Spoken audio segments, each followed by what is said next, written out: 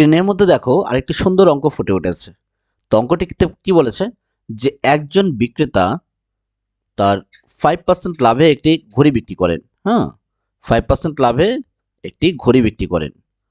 বলছে যদি আরও 24 টাকা বেশি পেত, আরও 24 টাকা বেশি মূল্যে যদি বিক্রি করতো তবে তার 8% লাভ হতো। এই অঙ্কগুলো খুব ইজিলি ভাবে আমরা করতে পারবো। বলছে ঘড়িটার ক্রয় মূল্য কত ফাইনালি বলছে। দেখো আমরা এইভাবে করবো এটাকে। হ্যাঁ, চিন্তার কোনো কারণ নেই, ইজিলি ভাবে সলভ করে ফেলবো। ঠিক আছে, দেখো তো আমরা একদিকে লিখবো সিপি, একদিকে লিখবো এসপি। ঠিক আছে, সিপি মানে কেনা দাম আর এসপি মানে বিক্রির দাম। সিপিটা যদি 100 টাকা হয় তবে তার 5% প্রথমে লাভ হচ্ছিল, তাহলে 5% লাভ মানে 5 টাকা বেশি হবে দামটা, তো 105 টাকা লাভ হলো।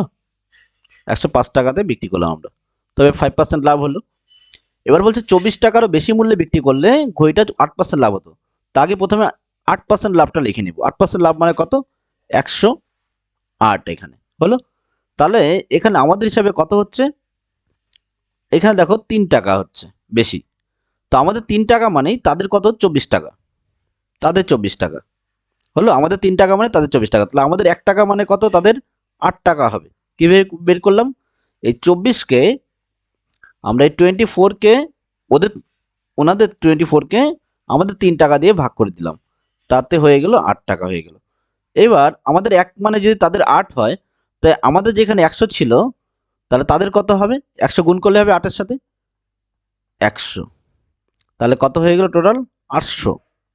তাহলে আমাদের সিপিটা কত হচ্ছে এখানে? তাহলে তাহলে জিনিসটা ঘড়িটার ক্রয় মূল্য কত ছিল? 800 টাকা। দেখো ইজিলি ভাবে আমরা আনসারটা পেয়ে গেলাম। হলো, কত হলো? তাহলে এই অঙ্কগুলো নিয়ে যেন সমস্যার মধ্যে তোমাদের না পড়তে হয়। বুঝে নাও, একটু দেখে নাও, খুব ইজিলি ভাবে আমরা সলভ করতে পারবো। এরকম টাইপের আরো অঙ্ক আমরা করব একটু পরে, কয়েকটা অঙ্ক পরেই আমরা এরকম অঙ্ক কয়েকটা পরপর করে নিব। ঠিক আছে, দেখো এটা আমাদের 12 নম্বর অঙ্ক। প্লিজটা সবাই ফলো করো। ঠিক আছে, চিন্তার কোনো কারণ নেই, অনেক অঙ্ক পাবে এইভাবে।